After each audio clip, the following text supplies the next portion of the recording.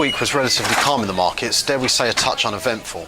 However, having apparently avoided the old adage of sell in May, we are now moving into one of the most action-packed weeks of the year thus far.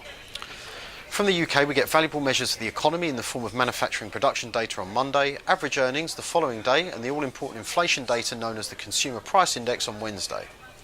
Sterling is currently trading just over 1% from the lowest level it's been this year, so the CPI data will be key to see if a strong number can provide support. Over in the US, the dollar has arguably been the strongest currency in recent weeks, and traders will be looking to the Federal Reserve to cement the dominance of the greenback, kicking off with CPI inflation on Tuesday. The central bank will also be stealing the spotlight on Wednesday evening as they set the latest interest rates, followed by a press conference in which they will face heavy questioning about the continued pace of rate hikes to come.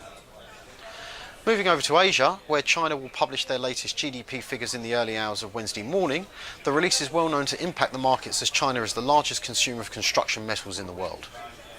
In currencies, the yen is the one to watch overnight between Thursday and Friday as the Bank of Japan updates markets on interest rates, followed by a press conference before sunrise in Europe.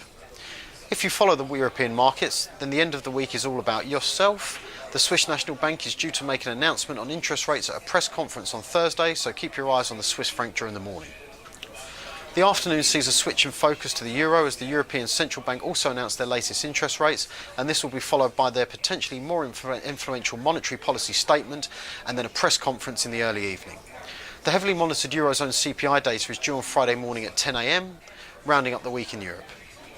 And as if that wasn't enough, there happens to be a historical meeting between President Trump and North Korean leader Kim Jong-un scheduled to take place on Tuesday the 12th of June.